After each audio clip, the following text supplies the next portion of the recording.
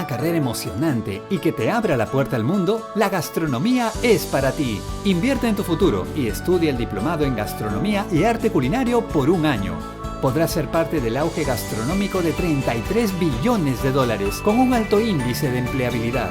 Nuestros egresados destacan y muchos de ellos inician sus propios negocios. Empieza tu camino en esta industria billonaria. Saborea el éxito y asegura tu matrícula en el Diplomado en Gastronomía y Arte Culinario por un año. Inicio de clases 3 de abril. Informes e inscripciones Samanes Ocampo 576 o llámanos al 225-266.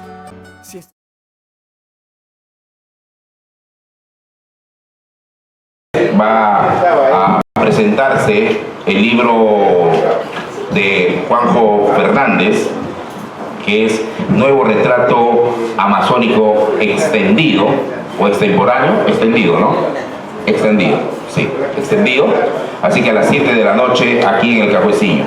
Vamos a comenzar entonces la presentación de este libro, La Búsqueda del Alba, entre Marco Antonio Panduro y Percy Vilches, uno el prologuista, conocedor de Germán también, y otro un lector noctámbulo y agresivo, sobre todo agresivo.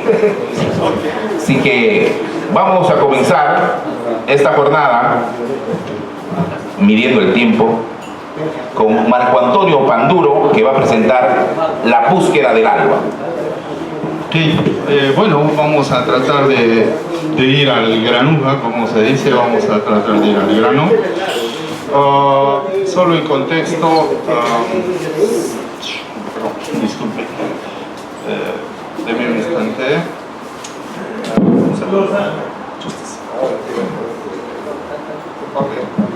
Bueno, solo ligero contexto, traje desde el viaje impreso todo, pero creo que entre el nerviosismo y la desorganización que evito, no sé dónde, bueno, traigo 4 maletas y no sé dónde termino los papeles, así que menos mal que hay esta ayuda tecnológica.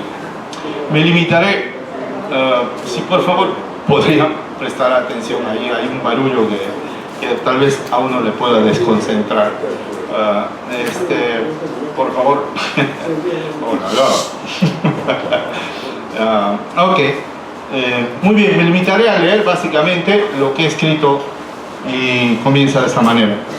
En 2015, en Chachapoyas, donde los vientos bajan fríos desde las montañas de la Sierra Nororiental, quien suscribe estas líneas se sumaba a un proyecto de desmesurado presupuesto educativo.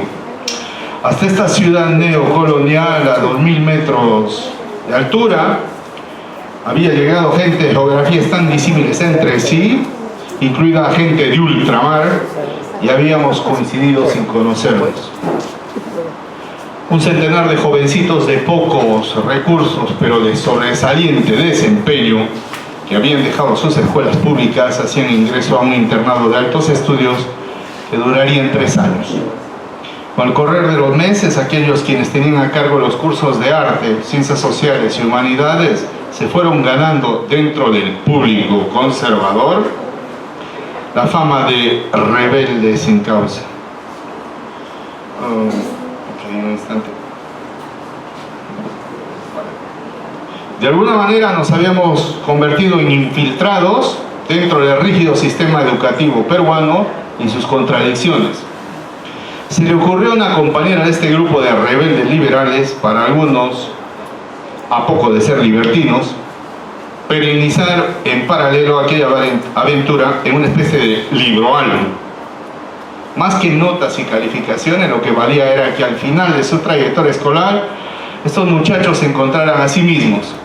Tampoco el propósito era que se convirtieran en buenos pensadores, mucho menos en mal pensados, pero por lo menos dejarle una trocha hacia el libre pensamiento. Para ello, estudiantes, profesores y otros más, debíamos hablar un poco de nosotros, redactar unas líneas que contaran nuestras motivaciones, y los mayores volcáramos en unos párrafos nuestras esperanzas en aquellos chicos que cambiarían el país, esto entre comillas, y si fuera posible el mundo. Esto último, que venía repetido a modo de experimento de Pavlov y algo de George Orwell desde las altas esferas del ministerio. Sentí que mis palabras, las cuales irían debajo de una fotografía personal de medio cuerpo, no valían la pena, y era mejor una cita, un epígrafe de alguien importante.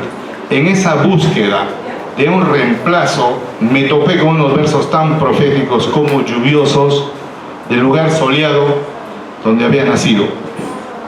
Decidí que aquellos versos reemplazarían mis vanas palabras. Esos comenzaban así: y en la terrible tregua, en el tiempo que crece indoblegable, la búsqueda del alba quiere un paraguas grande para verte en la sombra. Versos más abajo continuaba: quiere un paraguas grande, inalterable, para los niños tristes de este mundo.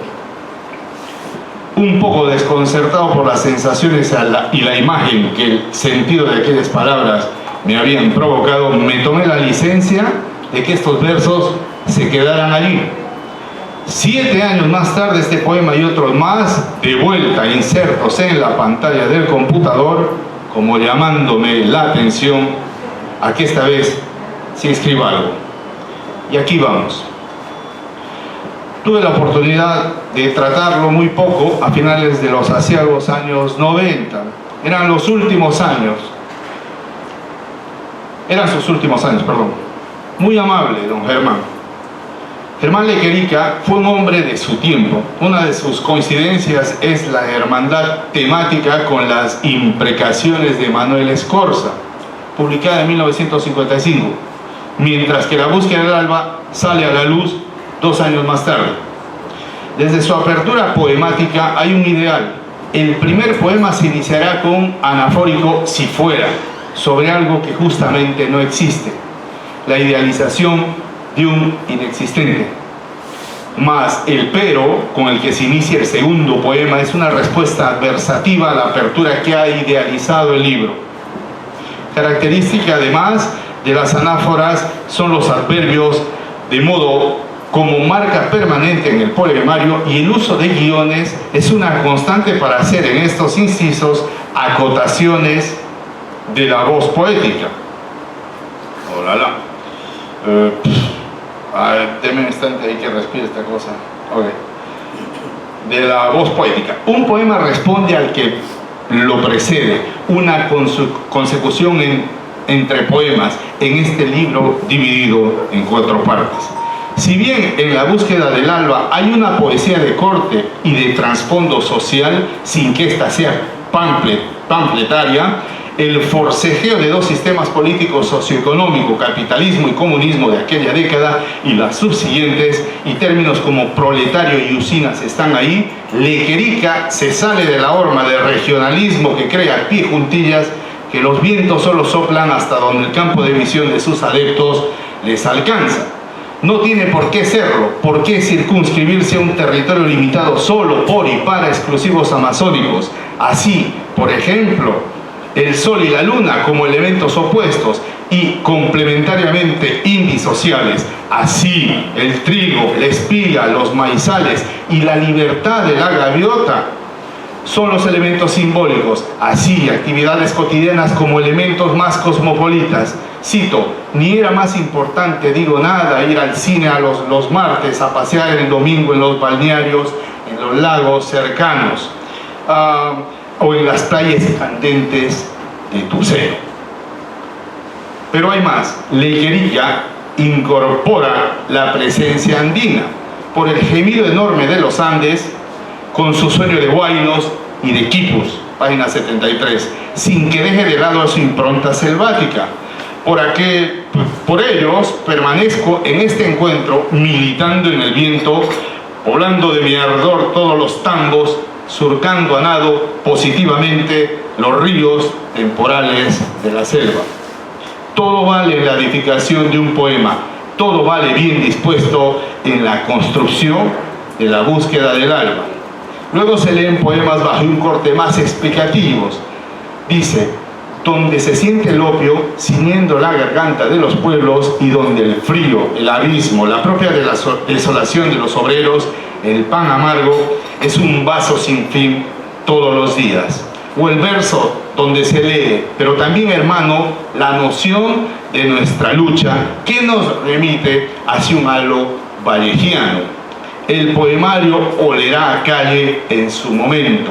Protesto por los mineros avaliados, por el amor que dejas con los hijos pequeños, por el trabajo rudo de mi madre. Una coyuntura del pasado transportable a nuestro tiempo.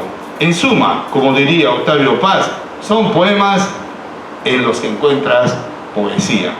En la búsqueda del alba trasciende lo regional, dejando de lado la temática. Es la estética de su poesía lo que lo saca de su tiempo. Aterrizando en el presente, la vigencia de la búsqueda del alba, 75 años después, su contenido pareciera de las voces de ahora que protestan, y mucho menos su estética ha envejecido. El libro cierra en la confesión ya sabida para un lector atento. Coda. Han pasado 7 años y el libro álbum del que hablaba líneas arriba, corregido, diagramado y hecho machote y en archivo digital, nadie pudo ni quiso financiarlo. El libro álbum nunca se imprimió, se quedó en galeras, como se dice. Los que por fin están impresos son los poemas de la búsqueda del alba. Muchas gracias.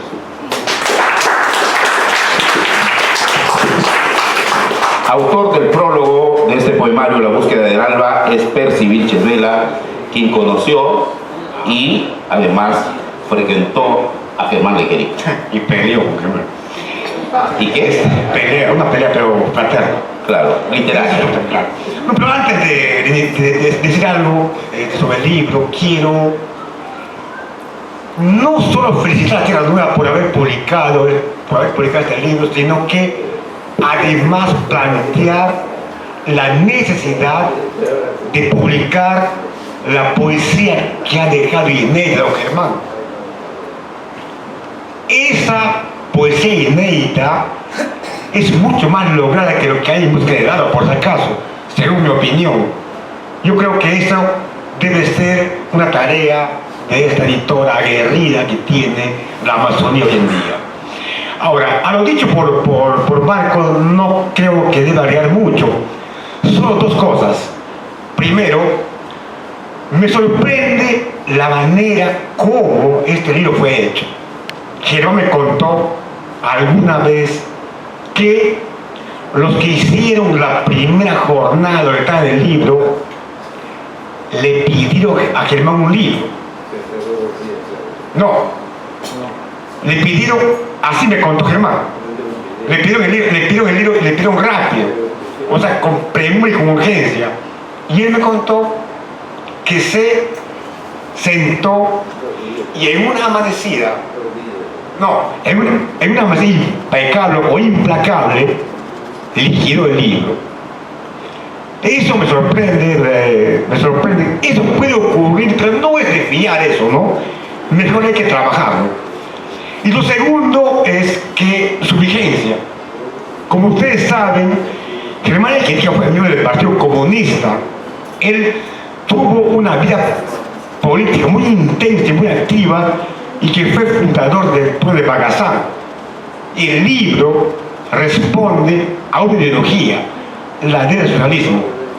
Entonces se supone, si el socialismo en una crisis del cual no se repone, entonces el libro también debería tener una crisis, pero no ocurre así. Entonces, lo que hizo Germán, al unirse tanto de poeta con la ideología, creó una poesía que se entronca mejor con la utopía amazónica, con la utopía original amazónica, que es algo que nació acá, en la Amazonía, y es de origen omagua. La primera utopía tiene como norte la búsqueda de la otra tierra, y así se clasifica mejor este libro, así se le une mejor, y así se explica mejor su vigencia hasta ahora. Y si esto es así, el libro tiene para rato. Muchas gracias. Vamos a seguir con esta dinámica. Si hay alguna pregunta del público para Marco Antonio o para Percy Vilches, pueden hacerla, pueden levantar la mano para hacerla. en la búsqueda del alba Percy se percibe un compromiso que siempre se reclama a los escritores, a los poetas, del autor con su gente, con su pueblo.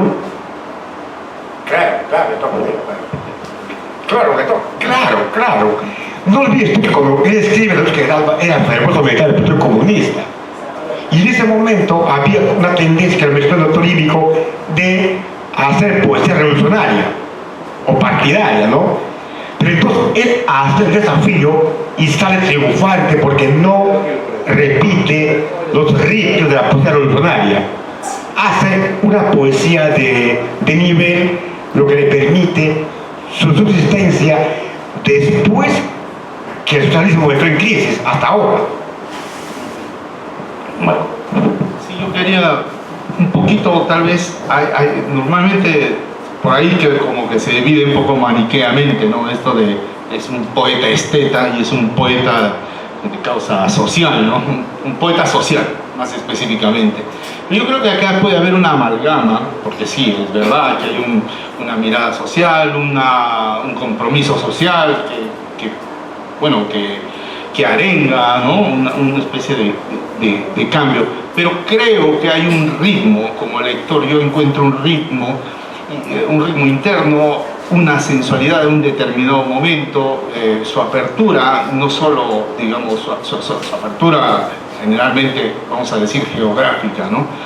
Entonces, hay un ritmo que más allá de la temática, si se quiera, que a mí como lector personal, esa fluidez me parece uno digamos, de los aciertos del poema como conjunto. Ahora, Ivico mencionaba hace un momento sobre la estructura, sobre la unidad, sobre de un libro, y es correcto, yo estoy muy de acuerdo. En la realidad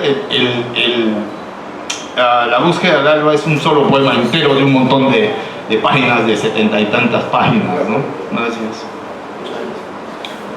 Wilmer Cárdenas.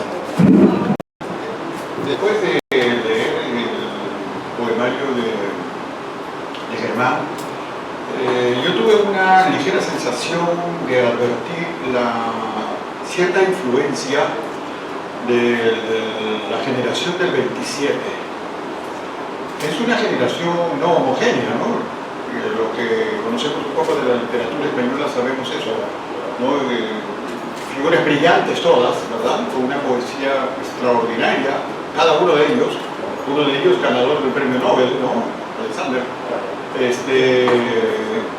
Aún cuando pertenecen a la llamada generación del 27, tal vez por razones puramente históricas, pero cada uno de ellos fue una expresión diferente, fue una poesía que creó, una poesía diferente. Pero creo que hay una tonalidad común en ellos, que yo la advierto en el libro de Germán.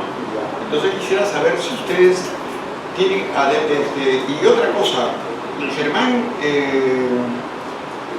conoció a los poetas del pueblo. Y ustedes han señalado la relación que hubo con Manuel Escorza. Manuel Escorza, como ustedes recordarán, fue una de las figuras importantes del movimiento conocido como los poetas del pueblo, ¿no? Que tenían orientación aprista. De ese grupo, el poeta del pueblo, indudablemente Valcárcel, creo que era la voz alta. Sin menoscabar la valía de Manuel Escorza, ¿no? ¿Y por qué hago este distingo de Valcárcel? Porque creo que es una de las voces geniales que logra muy bien amalgamar la ideología política con la literatura, que no es fácil, como les decía, ¿no? Y creo que es uno de los grandes desafíos que tiene un poeta cuando tiene alguna posición política o alguna identidad con algún partido político, ¿verdad? Bueno, el resto de los poetas del pueblo no tenía no lograron lo que logró Valcárcel, ¿verdad? Con una voz alta. Y creo que eso hizo que dentro del partido significara mucho, tuvo una enorme trascendencia, ¿no? Porque después ellos se apartaron del movimiento político, ¿verdad? Entonces, tengo la sensación de que Germán los conocía a ellos. Creo que ahí él entendió muy bien el mensaje, el compromiso de ellos, el compromiso social. Pero creo que supo muy bien asimilar el temperamento creativo de la generación del 27. Quisiera escuchar la opinión que tienen ustedes al respecto. Carlos Soriano decía de que Germán Lequerica Perea podría haber sido el mejor poeta del Perú de su tiempo, pero no quiso serlo. ¿Por qué no quiso serlo? Bueno, es un interrogante, porque él también ha tenido un silencio muy largo, Germán Lequerica, para después de la poesía entrar a la narrativa, ¿no? Pero lo que decía Percy Vilches, que aparte de la búsqueda del alba, que cuando yo estuve con Germán Lequerica en una oportunidad no tenía ni un libro, solamente tenía fotostáticas y me entregó una fotostática, tiene poemas dispersos, varios poemas dispersos. Les pregunto a ustedes, para mí, un gran poema, cuando le hicieron un homenaje aquí en una casa universitaria, publicaron justamente ese poema que se llama Agesberus. No sé si ustedes lo han leído y qué opinión tienen sobre el particular. Es superior a los que graba en conjunto.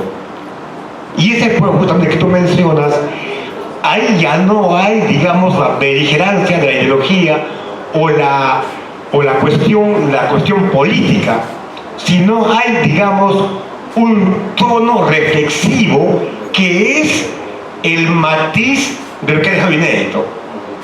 Entonces, su poesía se enriquece con otra visión de la realidad, o sea, lo inédito, se enriquece con una visión más amplia de la realidad. Me parece eso importante.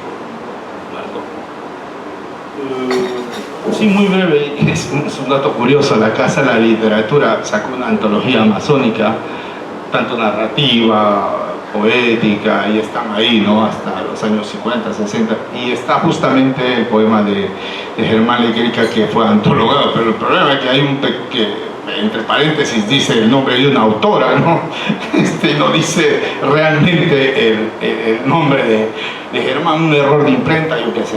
Pero sí, yo también encuentro en ese a mí, yo lo leí sin necesidad de saber el autor. Y me quedé prendado, me quedé prendado de esa reflexividad, ese ritmo interno, una suerte de detención en el tiempo, ¿no? Para tomarte tu tiempo, esa voz lírica y que reflexiones sobre ello, ¿no? El poeta errante, ¿no? El errante más que todo, que es un origen, una palabra de origen judío, ¿no?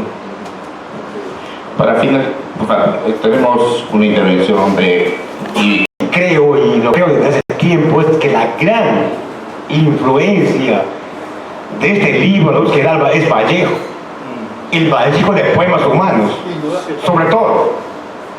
O sea, usted sabe que Vallejo también tenía la misma ideología, ¿no? Pero ambos nunca permitieron que la militancia política o la creencia ideológica gravitara en su poesía.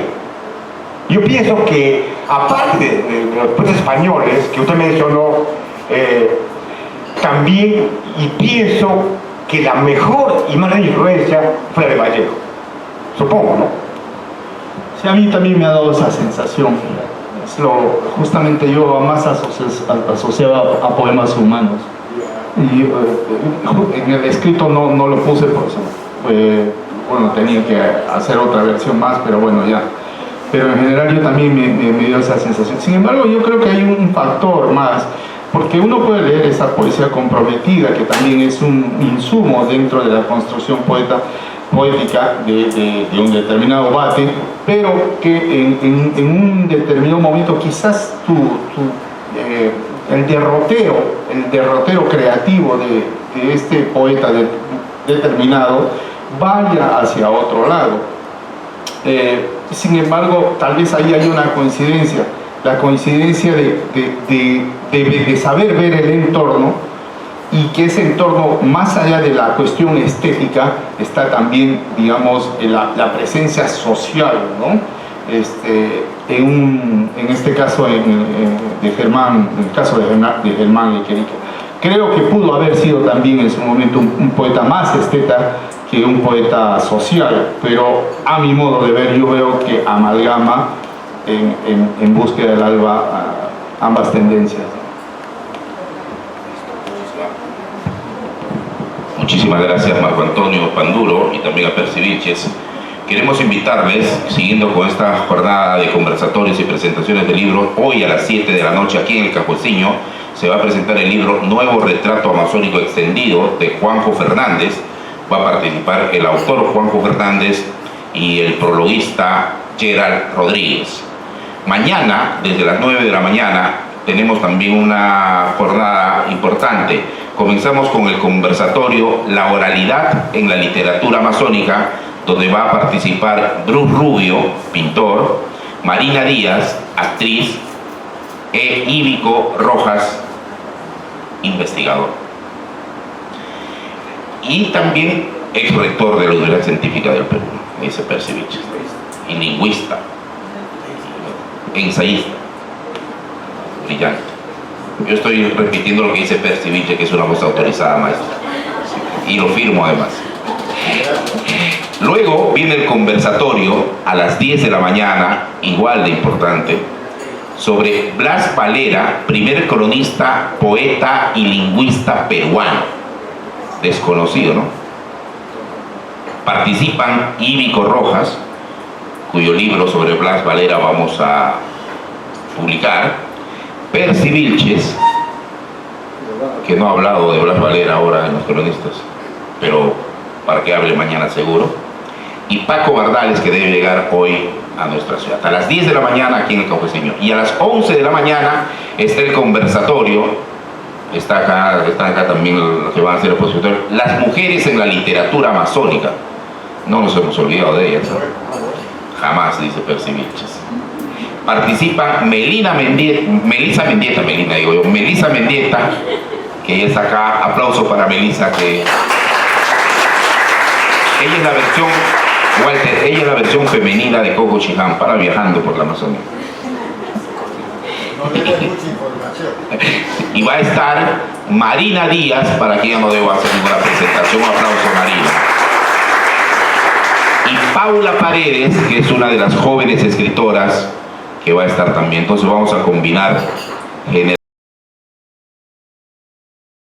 Si estás buscando una carrera emocionante y que te abra la puerta al mundo, la gastronomía es para ti. Invierte en tu futuro y estudia el diplomado en gastronomía y arte culinario por un año. Podrás ser parte del auge gastronómico de $33 billones, con un alto índice de empleabilidad. Nuestros egresados destacan y muchos de ellos inician sus propios negocios. Empieza tu camino en esta industria billonaria. Saborea el éxito y asegura tu matrícula en el Diplomado en Gastronomía y Arte Culinario por un año. Inicio de clases 3 de abril. Informes e inscripciones Samanes Ocampo 576 o llámanos al 225-266. Si estás buscando